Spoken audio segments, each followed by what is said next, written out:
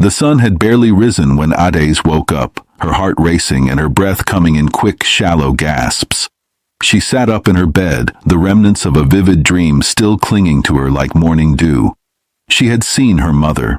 It was the most beautiful thing she had experienced in a long time, a vision so unexpected that it left her startled. In the dream, her mother had appeared as she remembered her from childhood, radiant and kind, with a smile that could light up even the darkest room. Ades had almost forgotten that smile, a smile that had been her solace in the years of hardship and loss. Seeing her mother again after all these years was a shock, like a sudden gust of wind that took her breath away. The dream had been so real, so vivid, that for a moment, Ades believed she could reach out and touch her. She had felt a warmth, a love that she hadn't felt in years, wash over her. In the dream, her mother hadn't spoken much, but her presence had been enough to convey 1,000 words. They had stood together in a beautiful, serene meadow, surrounded by wildflowers that swayed gently in the breeze. Her mother had reached out, her eyes full of tenderness and understanding, and placed a hand on Adaizi's cheek. "My daughter," she had said softly, her voice echoing like a sweet melody. "You have grown strong, but you must forgive. Find peace in your heart. Do not let the past hold you back." Those words lingered in Adaizi's mind, even as she tried to shake off the last traces of sleep. Forgive. The word felt heavy, almost impossible. How could she forgive a father who had abandoned her and a stepmother who had made her life unbearable? How could she let go of the pain that had shaped so much of who she was? But the memory of her mother's face, so full of love and peace, made her pause. She realized how much she missed that feeling, how much she longed to feel at peace with herself and her past. Adaizi took a deep breath, letting the emotion of the dream wash over her. It felt like a message, a sign that she was not alone, that her mother was still watching over her, guiding her even from beyond the grave. She got up from bed and walked over to the small window in her apartment, opening it to let in the cool morning air. The city was just beginning to wake up, the first hints of sunlight stretching across the skyline. As she stood there, gazing out at the world, she felt a calmness settle over her. Her mother's words echoed in her mind. Find peace in your heart. Ades decided she needed to talk to someone about this dream. The first person who came to mind was Michael. He had been her rock, her confidant, and she knew he would listen without judgment. She quickly got dressed and headed out, her mind still reeling from the dream, but her heart feeling lighter than it had in years. When she arrived at Michael's learning center, he was already there, setting up for the day. He looked up as she walked in, immediately sensing that something was different about her. "Adaizi," he greeted, concern etched in his features. "Are you all right? You look different today." Adaizi managed a small smile and nodded. "I'm okay, Michael. I had a dream last night, a dream about my mother." Michael's eyes softened, and he gestured for her to sit down. "Tell me about it," he encouraged gently. As Ades recounted the dream, Michael listened intently, his expression a mix of empathy and curiosity. When she finished, he leaned back, thoughtful. "It sounds like your mother is trying to tell you something important," he said. "Maybe she's guiding you toward healing, toward letting go of the past so you can move forward." Ades nodded slowly. "I've been thinking about that. It's just so hard to forgive. I don't know if I'm ready to let go of everything that happened." Michael reached across the table and took her hand in his, giving it a reassuring squeeze. "Forgiveness doesn't mean forgetting, Adaizi. It doesn't mean what they did was okay. It just means freeing yourself from the hold it has on you. It's a way of finding peace for yourself, not for them." Ades took a deep breath, feeling a weight lift from her shoulders. Michael's words resonated with her, echoing the sentiment of her dream. Maybe it was time to start letting go, to begin the journey toward forgiveness, not for those who had wronged her, but for herself, to find the peace her mother wanted for her. For the first time in years, Ades felt a glimmer of hope that she could find that peace, that she could build a future unburdened by the pains of her past. And maybe, just maybe, her mother was right there with her, guiding her every step of the way. Back in the village, Chukwudi's search for Adaizi had been arduous. He had reached out to anyone who might have known her whereabouts, combing through nearby towns and even making a few trips to the city. The guilt that weighed on his heart only intensified with each dead end. Every night, his late wife's face haunted his dreams, urging him on with tearful eyes to bring their daughter back. Desperation grew in him like a thorny vine, twisting around his chest. He had asked old friends, villagers, and even strangers if they had seen a young girl matching Adaizi's description, not even sure what her appearance will be like now. Some pitied him, while others shook their heads, unsure how to help the broken man. But Chukwudi pressed on, driven by the hope that he could make amends for his past mistakes. Finally, after months of searching, he received a lead from a passerby who said he had seen a young woman that resembled Adaiz working in a shop in the city. Though vague, it was the first real clue Chukwudi had gotten in months. He decided to follow it, praying to God that this was the sign he had been waiting for. Meanwhile, in the city, Adaiz was finding her own path toward healing. After her dream, she had spent many nights thinking about her mother's words and Michael's advice. Forgiveness was a powerful thing, she realized. It wasn't just about letting go of the hurt, but about reclaiming her life, her happiness, on her terms. One evening, after a long day, Adaiz decided it was time to face her past. She called Michael and begged him to come over, feeling a mix of anxiety and determination. When he arrived, he could see the seriousness in her eyes. "Michael," she began, "I want to go back to the village. I need to see my father. I need to know if I can forgive him and if he's truly sorry for what he allowed to happen." Michael nodded, understanding the gravity of her decision. "I think that's a brave thing to do, Adaiz. And you don't have to do it alone. I'll go with you." Adaiz smiled, grateful for his support. "Thank you, Michael. It means a lot to me to have you by my side." The next day, they set out for the village, a mix of emotions swirling in Adaizi's heart. As they drove, she gazed out the window, trying to prepare herself for what lay ahead. She hadn't told Michael everything, but she had decided to approach this reunion without revealing the extent of her success in the city. She wanted to see if her family would accept her for who she was, not for what she had achieved. When they arrived, the village seemed smaller than she remembered, the streets narrower, the houses more weathered. Memories flooded back, some painful, some bittersweet. Michael squeezed her hand reassuringly as they made their way to her father's house. Chukwudi was outside, his back hunched as he worked in the small garden, when he saw them approaching. He froze, his breath catching in his throat as he recognized his daughter. For a moment, he thought he was dreaming again, but the look on Adaizi's face, a mixture of apprehension and determination, told him this was real. "Adaiz," he whispered, his voice breaking. He dropped the hoe he was holding and stumbled toward her, his eyes wide with disbelief. "Adaiz, is it really you?" Adaiz nodded, her heart pounding in her chest. "Yes, Papa, it's me." Tears welled up in Chukwudi's eyes as he reached out to touch her, as if afraid she might disappear.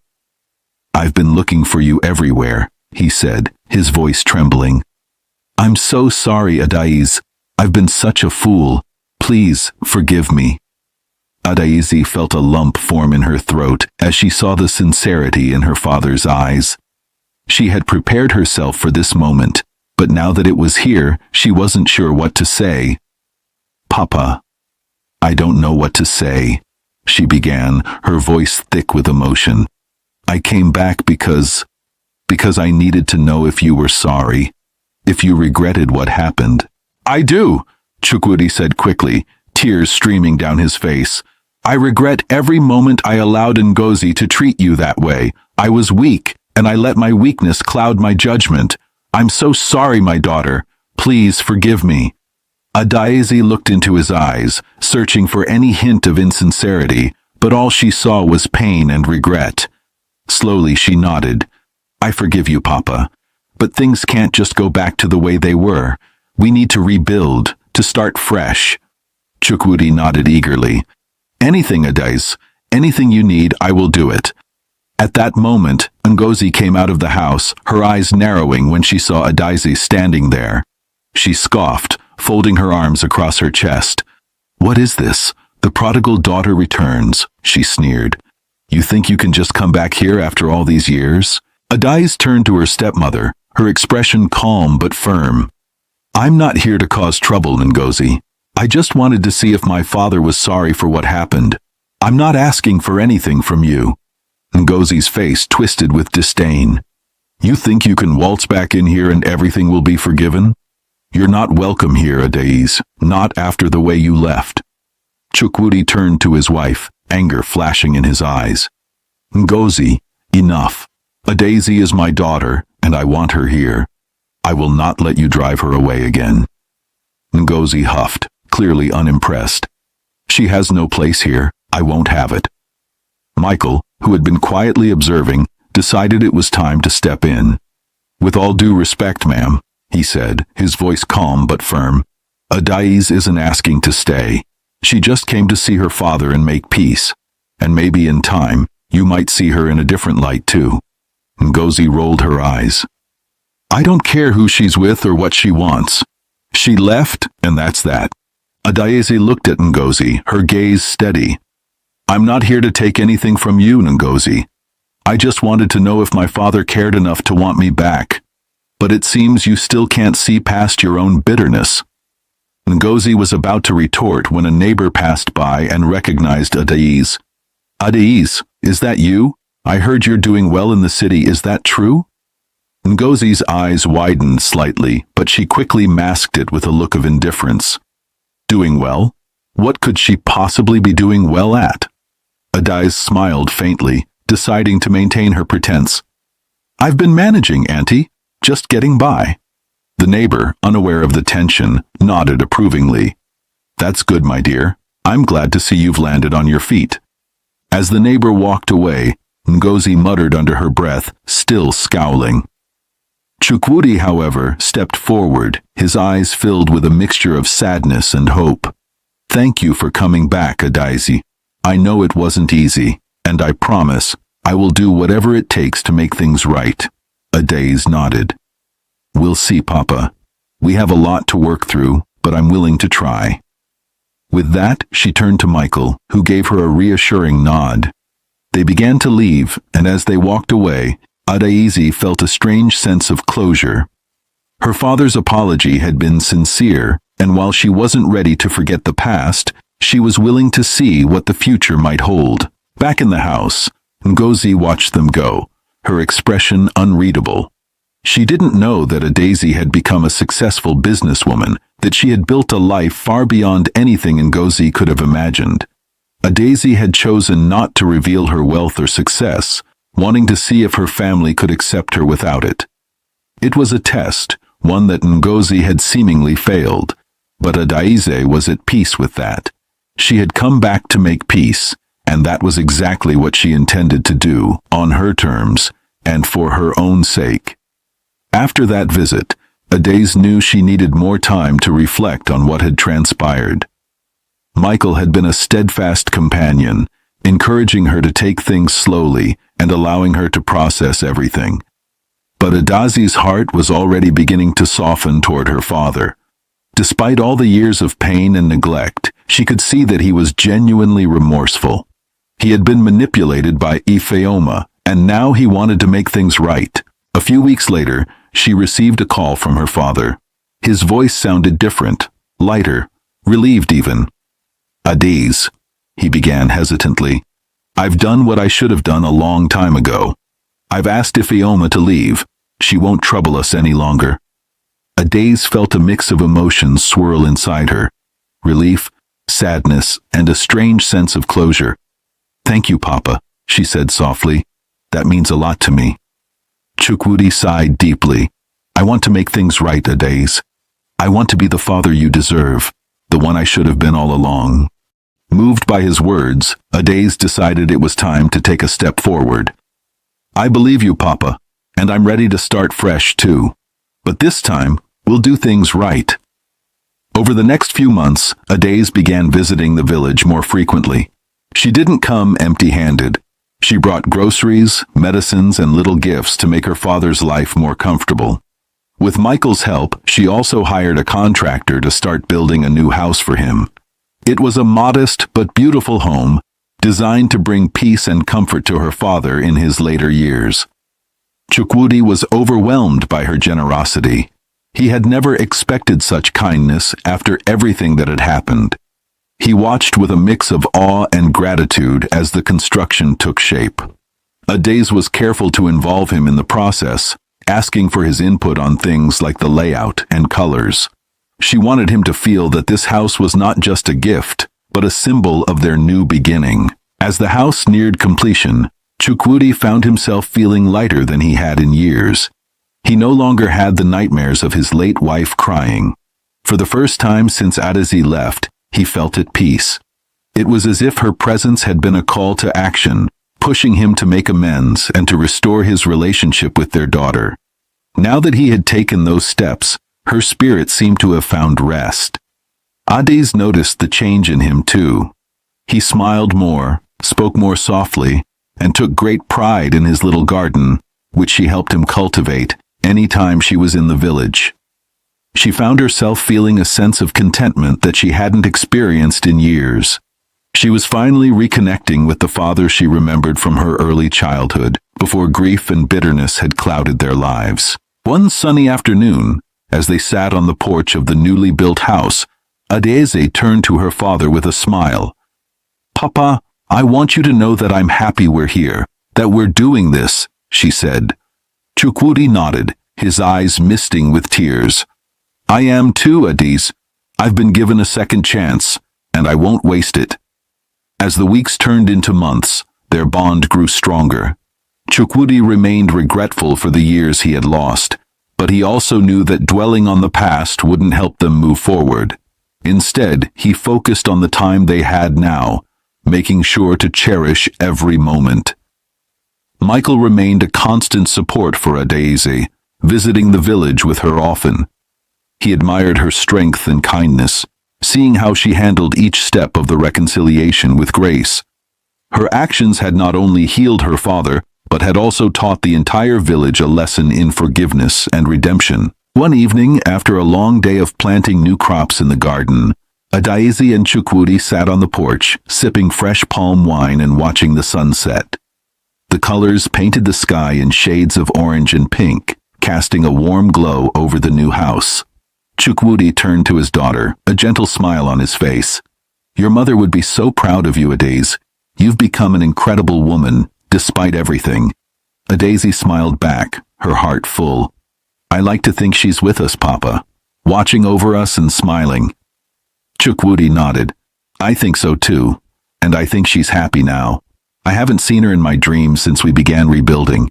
It's like she's at peace, just like us." Adès reached out and took his hand, squeezing it gently. "We've come a long way, Papa, and I'm glad we made it here together." They sat in comfortable silence, the weight of their past lifted, replaced by a newfound peace and understanding.